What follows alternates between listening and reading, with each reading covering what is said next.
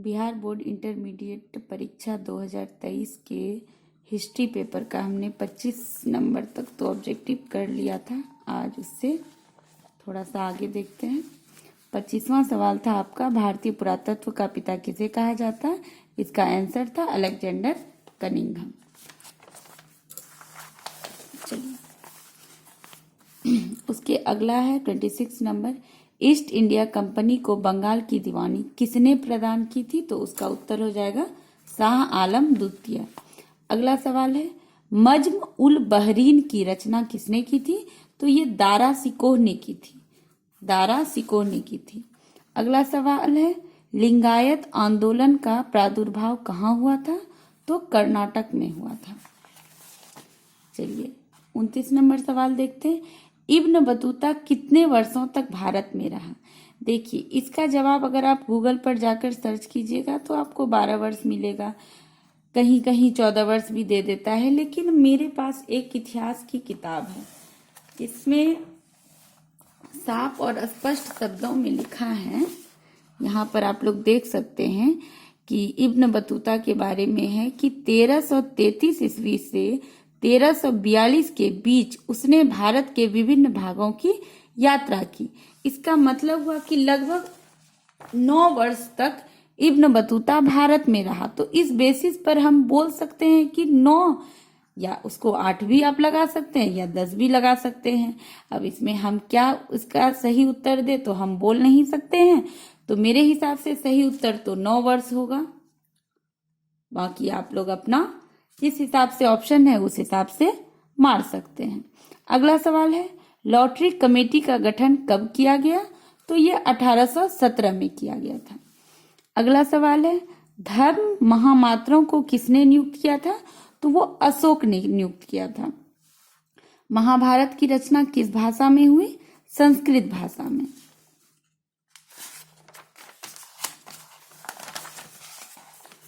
अगला सवाल है, मनुस्मृति में कितने प्रकार के विवाह का उल्लेख है? मनुस्मृति में 8 प्रकार के विवाह का उल्लेख मिलता है।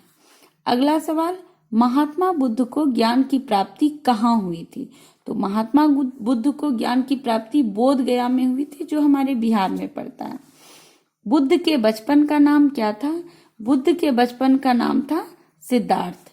ये सबसे आसान सवाल, वेदों की संख्या कितनी है? वेद कितने हैं? तो वेद 4 हैं। सबसे प्राचीन वेद ऋग्वेद, सामवेद, यजुर्वेद और अथर्ववेद। सबसे बाद का वेद अथर्ववेद कहलाता है। अगला है, प्राचीन भारत में धम्म की शुरुआत किसने की थी? तो वो अशोक ने की थी धम्म की शुरुआत। किस ग्रंथ में आदम से लेकर अकबर के काल तक का इतिहास मिलता है? तो वो अकबरनामा में मिलता है। आईने अकबरी में भूमि को कितने भागों में बांटा गया है? आईने अकबरी में भूमि को 4 भागों में बांटा गया था। ये 4 भाग थे, पोलज भूमि, परौती भूमि, छच्छर भूमि और बंजर भूमि। ये 4 प्रकार थे। अगला सवाल है, मुगल दरबार में अभिवादन का तरीका कौन सा था? तो कॉर्निश भी था, सजदा भी था, पाइबोज भी था। तो हम इनमें से सभी मार सकते हैं। और ज्यादातर 80 to 90% क्वेश्चंस में यही होता है कि जिसमें इनमें से सभी ऑप्शन रहता है ना, तो 80 to 90% यही होता है कि इनमें से सभी ही आंसर होता है। जिन बच्चों को नहीं भी पता हो जवाब, तो वो इनमें से सभी भी अगर लगा के आ जाते हैं तो उनका सही हो जाएगा। 90% ये देखा गया, 10% ही है जो कभी कभी गलत हो जाता है। अगला सवाल है, अल बरूनी का जन्म कहाँ हुआ था? अल बरूनी का जन्म हुआ था ख्वारिज्म में। अगला सवाल है, रैयतवाड़ी बंदोबस्त कहाँ लागू हुआ था? तो ये बंबई और मद्रास दोनों जगह लागू हुए थे। और महालवाड़ी बंदोबस्त कहाँ हुआ था? तो वो उत्तर प्रदेश में हुआ था और मध्य प्रांत में हुआ था। अगला सवाल है, मुंडा विद्रोह का नेता कौन था? तो बिरसा मुंडा। तो मुंडा विद्रोह का नेता कौन था? बिरसा मुंडा। अगला है, फोर्ट विलियम कहाँ है? कलकत्ता में है। फोर्ट विलियम कहाँ है? कलकत्ता। अगला सवाल है, सर्वे ऑफ इंडिया का गठन किया गया था, मतलब कब किया गया था? तो 1767। अगला सवाल है संविधान सभा में कुल कितने सदस्य थे? तो 389 सदस्य थे। अगला सवाल है तलवंडी किसका जन्म स्थान है? गुरु नानक का जन्म स्थान है तलवंडी, जो कि पाकिस्तान में पड़ता है। आगे हम देखते हैं भारत का अंतिम मुगल शासक कौन था? भारत का अंतिम मुगल शासक था बहादुर शाह जफर। अगर सवाल आ जाए कि मुगल वंश की स्थापना किसने की, तो मुगल वंश की स्थापना बाबर ने की थी। बाबर के बाद आए उनके पुत्र हुमायूं, हुमायूं के बाद आए अकबर, अकबर के बाद आए जहांगीर, जहांगीर के बाद आए शाहजहां, और शाहजहां के बाद औरंगजेब, औरंगजेब के बाद भी कई मुगल शासक आए, परंतु उनके नामों को हम लोग नहीं उतना याद रखते, नहीं जानते, क्योंकि उन्होंने कुछ ऐसा किया नहीं था कि जिससे उन्हें इतिहास में याद रखा जा सके। तो अंतिम मुगल बादशाह जिसे हम जानते हैं वो बहादुर शाह जफर को जानते हैं, क्योंकि इन्होंने 1857 की क्रांति में अपना महत्वपूर्ण योगदान दिया था और बहादुर शाह जफर को रंगून निर्वासित कर दिया था, जिसके साथ ही मुगल वंश का अंत हो गया। अगला सवाल है कि गांधी जी का जन्म कब हुआ? 1869 में। अगला सवाल है 1857 के विद्रोह को किसने राष्ट्रीय विद्रोह कहा था? तो कार्ल मार्क्स जी ने 1857 के विद्रोह को राष्ट्रीय विद्रोह कहा था। अगला सवाल है बीबी घर कत्लेआम कहाँ हुआ था? तो ये कानपुर में हुआ था, बीबी घर कत्लेआम। स्वेज नहर व्यापार हेतु कब खोली गई थी? तो 1869 में खोली गई थी। 7 द्वीपों का नगर किसे कहा जाता है? तो बंबई को। 7 द्वीपों का नगर किसे कहा जाता है? बंबई को। अगला है अखिल भारतीय स्तर पर पहली जनगणना कब हुई थी? तो 1872 में हुई थी। अगला है करो या मरो, डू और डाई। इंग्लिश में डू और डाई बोल सकते हैं, हिंदी में करो या मरो का नारा किसने दिया था? ये तो लॉलीपॉप क्वेश्चन है हमारे गांधी जी। इसके आगे हम देखते हैं क्या है। दांडी यात्रा का नेतृत्व किसने किया था? तो दांडी यात्रा किसने किया था? गांधी जी ने। इसका भी जवाब आपका गांधी जी ही हो जाएगा। चंपारण आंदोलन की शुरुआत किस वर्ष हुई थी? चंपारण आंदोलन की शुरुआत 1917 में हुई थी। 1915 में हमारे गांधी जी दक्षिण अफ्रीका से वापस आए थे और 1917 में उन्होंने पहला किसान आंदोलन किया था, जो चंपारण आंदोलन हुआ था 1917 में। गांधी जी के बचपन का नाम मोनिया था, मोनिया। गांधी जी ने असहयोग आंदोलन कब प्रारंभ किया था? वो 1920। असहयोग आंदोलन कब हुआ था? 1920 में। वल्लभाचारी का जन्म कहाँ हुआ था? देखिए इस सवाल पर भी थोड़ा सा हम लोग इधर उधर हो जाते हैं। वल्लभाचारी का जन्म हुआ था चंपारण्य नाम के एक जगह था, चंपारण्य नाम का एक स्थान था, जो कि वर्तमान में अगर देखा जाए तो वो छत्तीसगढ़ के रायपुर जिले में आता है। अब यहाँ पर ऑप्शन में आगरा है, वाराणसी है, बेंगलोर है और श्रीरंगपट्टनम है।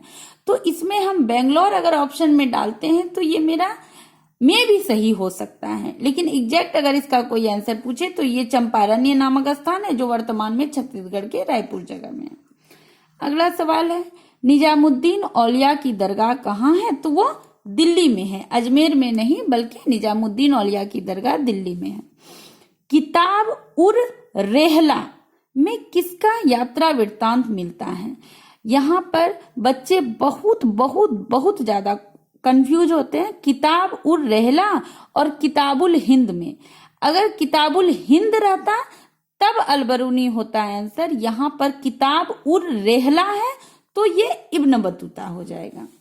अगला सवाल है मध्य युगीन यात्रियों का सरताज किस यात्री को कहा जाता है? तो मार्को पोलो को कहा जाता है। आगे बढ़ते हैं हम। इब्न बतूता किस शासक के शासन काल में भारत आया था? तो मोहम्मद बिन तुगलक के शासन काल में आया था।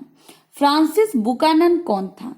फ्रांसिस बुकानन एक सर्वेक्षक था, एक विदेशी था जो हमारे देश में भ्रमण करने आया था। अगला सवाल है रैयतवाड़ी व्यवस्था में भूमि का स्वामी कौन होता था? तो वो किसान होता था। रैयत बाड़ी व्यवस्था में भूमि का स्वामी किसान होता था। अगला है, सिद्धू कान्हू ने किसका नेतृत्व किया था? तो संथालों का किया था। अगला है कि रानी लक्ष्मीबाई को और किस नाम से जाना जाता है? तो रानी लक्ष्मीबाई को बचपन में मनु कहा जाता था, उनका नाम मणिकर्णिका था, उनके बचपन का नाम छबीली भी था, और लक्ष्मी उनके शादी के बाद उनका नाम रखा गया। तो पहले औरतों को बाई कहा जाता, तो लक्ष्मीबाई हुई, चूंकि वो रानी थी, राजा से विवाह हुआ था गंगाधर राव से, तो रानी लक्ष्मीबाई हो गई।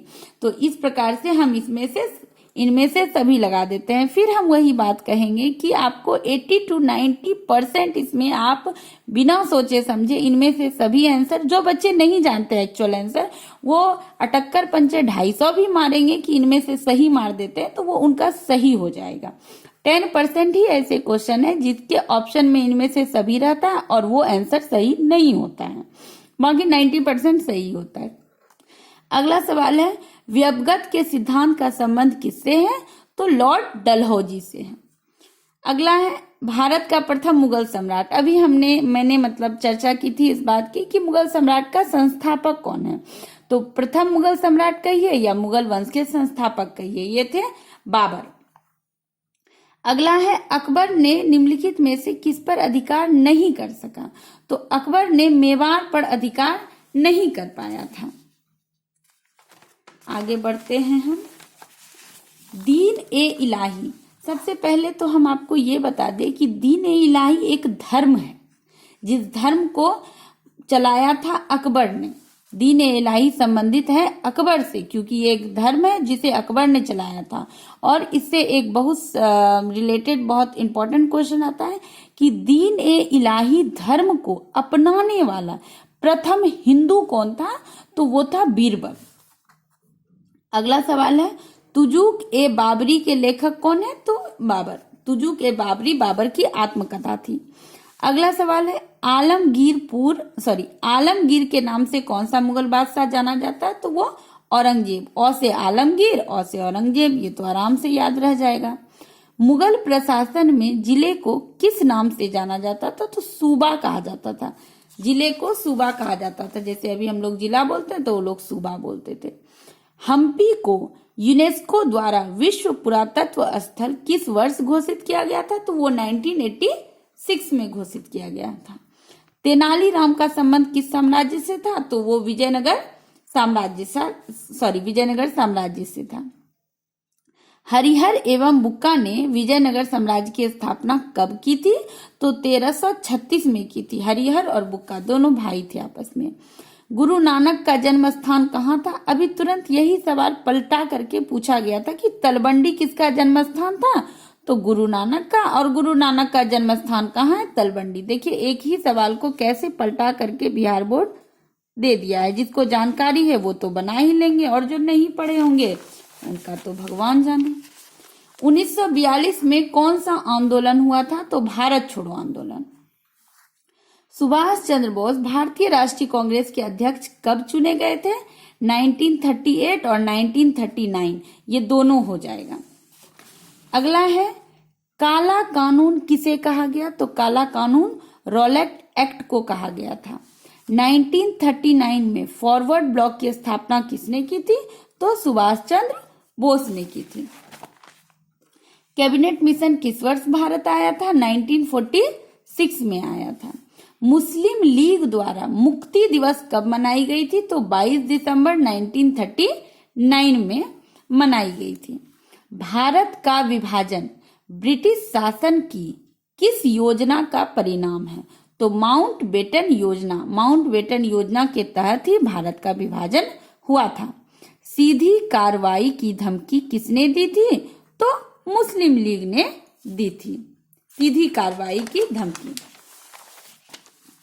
अगला है, स्वतंत्र भारत का प्रथम भारतीय गवर्नर जनरल कौन था? तो लॉर्ड माउंटबेटन। अगला है, भारतीय संविधान सभा के अध्यक्ष कौन थे? संविधान सभा के अध्यक्ष अगर पूछा जाए तो डॉक्टर राजेंद्र प्रसाद हैं, और अगर संविधान सभा के अस्थायी अध्यक्ष पूछे जाए तो वो हैं डॉक्टर सच्चिदानंद सिन्हा। गौतम बुद्ध का जन्म कहाँ हुआ है? गौतम बुद्ध का जन्म कब हुआ है? तो 563 ईसा पूर्व में हुआ है। महावीर स्वामी की माता का नाम त्रिशला था। महावीर स्वामी की माता का नाम त्रिशला था। भारत में मुगल साम्राज्य की स्थापना 1526 में की गई थी। बाबर ने 1526 में ही पानीपत की प्रथम लड़ाई लड़ी थी और जिसके बाद उन्होंने लोधी वंश को हराकर मुगल वंश की स्थापना की थी।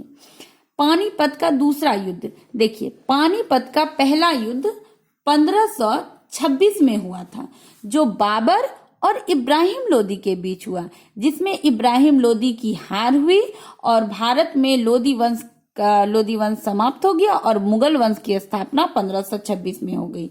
उसके बाद पानीपत का दूसरा युद्ध हुआ जो कि 1556 में हुआ था। कब हुआ? 1556 में। और 1556 में अकबर और हेमू के बीच हुआ था जिसमें अकबर विजयी रहा। अगला है मुगल काल में सिंचाई का साधन क्या था? तो कुआं, तालाब, नहर, इनमें से सभी। जैसा कि आप लोग जानते हैं कि फिर से इनमें से सभी भाई साहब आ गए। चलिए, बाबर द्वारा कौन सा ग्रंथ लिखा गया था? तो बाबर नामा, जिसको तुजुक ए बाबरी अभी हम लोगों ने पढ़ा। देखिए कैसे ही एक क्वेश्चन को उल्टा के पलटा करके हमारे सामने बिहार बोर्ड प्रस्तुत कर देते हैं।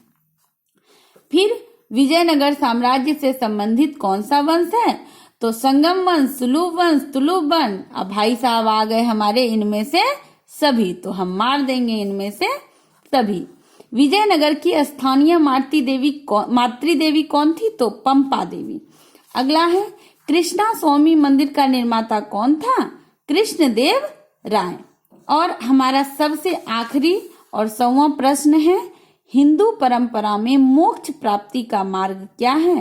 तो ये ज्ञान मार्ग, कर्म मार्ग, भक्ति मार्ग। और हमारे भाई साहब इनमें से सभी को हम टिक कर देते हैं। चलिए, आपके 100 ऑब्जेक्टिव तो क्लियर हो गए। आगे देखते हैं, आगे और कुछ करा सके। अगर पॉलिटिकल का क्वेश्चन हम करा सकेंगे तो आगे पॉलिटिकल का क्वेश्चन भी करा देंगे। धन्यवाद।